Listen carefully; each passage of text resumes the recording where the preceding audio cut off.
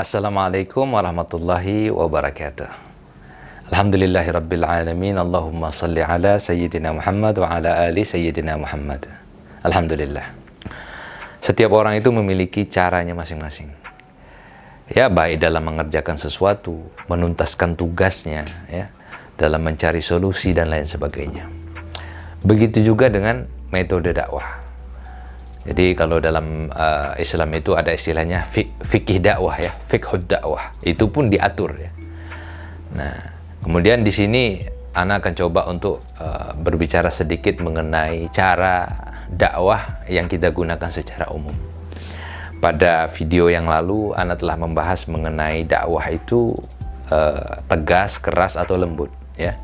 Itu silakan yang belum menonton videonya bisa dilihat video yang sebelumnya, oke? Insya Allah linknya ada Ana tampilkan di deskripsi video ini. Baik, ketika kita ini berbicara mengenai metode dakwah, maka dakwah yang Ana gunakan adalah ya ini dengan cara yang lembut, ya, dengan cara yang lembut. Sekali lagi, bukan berarti ketika Ana menggunakan cara yang lembut lantas Ana menyalahkan orang yang berdakwah dengan tegas, ya. Nah, ini hanya metode atau cara yang Ana gunakan. Nah, cuman sayangnya, ya, sebagian daripada orang-orang yang mungkin Ana juga tidak memahami bagaimana pola pikir mereka, kemudian mereka menuding atau menyalahkan bahwa orang yang berdakwah dengan lembut ini seolah-olah bertentangan dengan orang yang berdakwah dengan cara yang tegas, ya. Padahal tidak seperti itu. Kebanyakan yang kita temui seperti itu, bahwa artinya kebanyakan yang kita temui orang-orang yang berpendapat bahwa ketika mereka berdakwah menggunakan cara yang tegas, mereka merasa bahwa orang yang berdakwah dengan cara yang lembut ini seolah-olah tidak sejalan, ya, dengan mereka. Padahal ya sama saja dakwah. Tetapi cara yang Ana gunakan adalah cara yang lembut. Karena Allah berfirman di dalam surah Fussilat,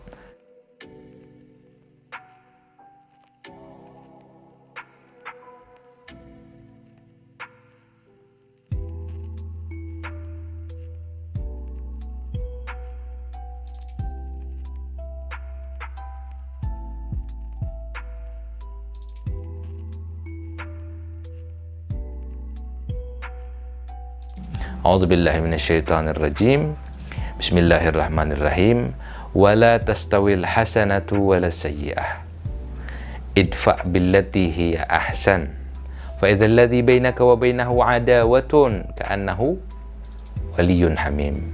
Allah berfirman menjelaskan bahwa wala tastawil hasanatu wala sayyi'ah.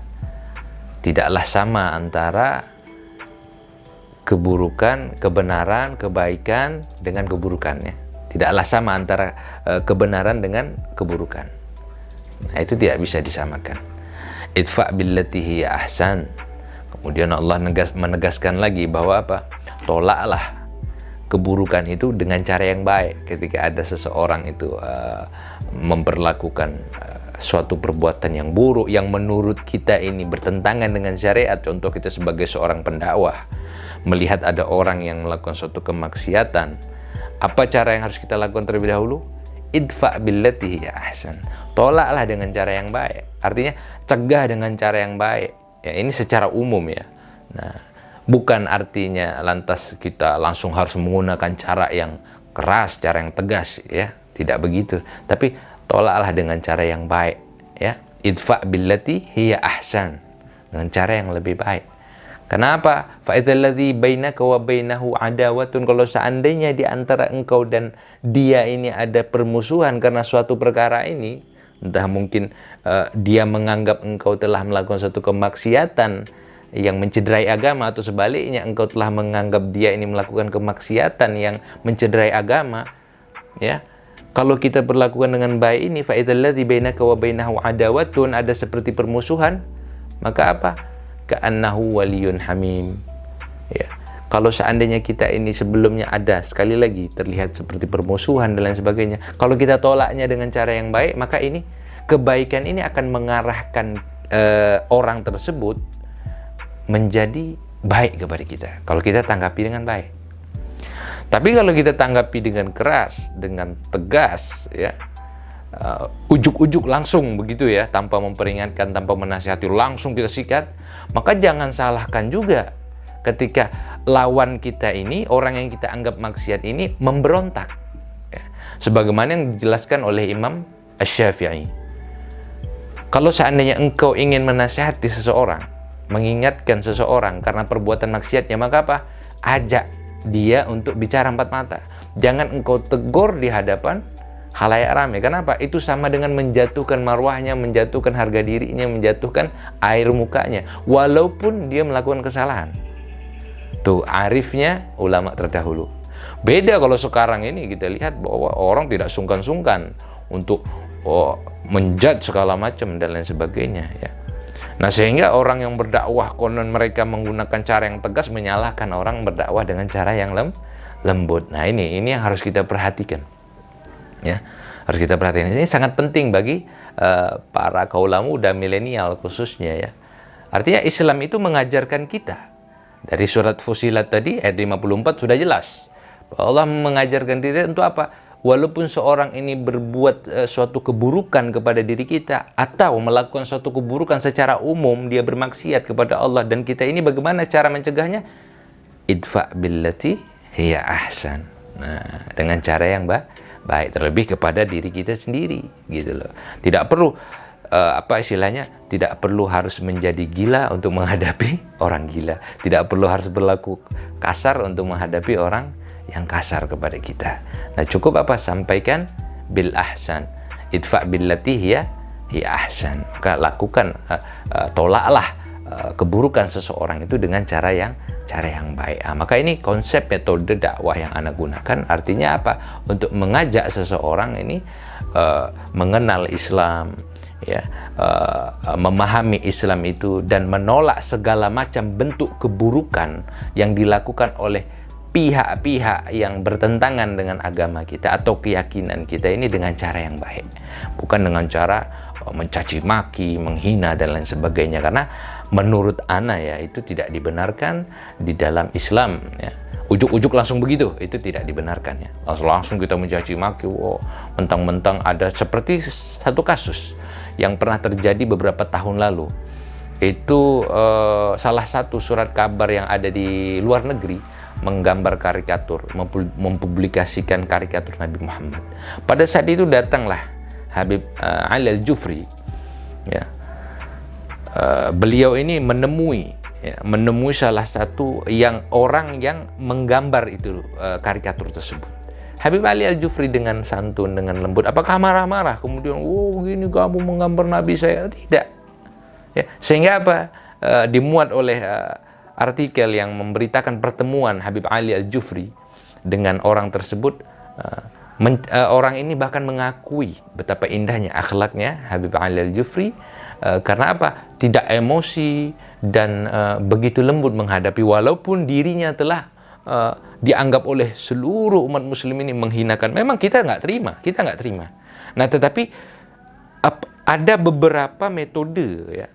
Artinya yang diajarkan ulama bagaimana cara kita ini untuk berdakwah, gitulah.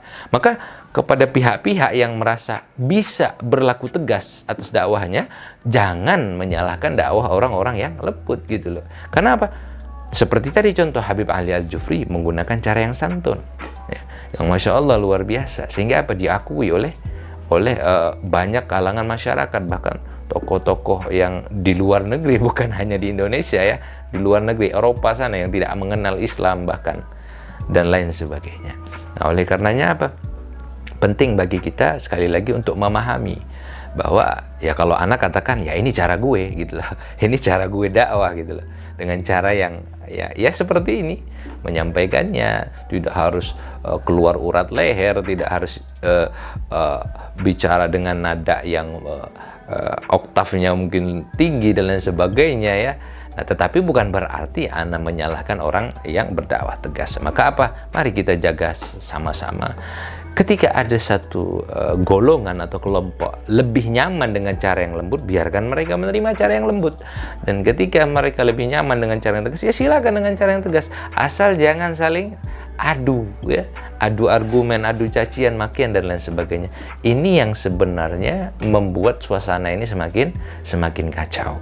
Nah, maka harapan ana khususnya pribadi ke depan, mari sama-sama kita saling menghargai, saling menghormati, dan jangan gampang memvonis, ya. Jangan gampang memvonis orang lain yang menggunakan cara dakwah begini lantas kita vonis itu salah, yang menggunakan dakwah begini lantas kita vonis juga itu salah dan sebagainya. Intinya yang nggak sesuai dengan cara kita vonis itu salah. Ini cara yang tidak dibenarkan oleh Islam, terkhusus oleh baginda Rasul Muhammad Sallallahu Alaihi Wasallam. Kenapa? Karena baginda Rasul Muhammad Sallallahu Alaihi Wasallam itu diutus. Apa kata beliau di dalam sabda mulia beliau? Yani innama bu'itsu li utammima makarimal akhlak.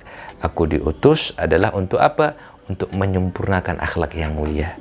Jadi keberadaan akhlak mulia itu sudah ada. Hanya saja belum sempurna.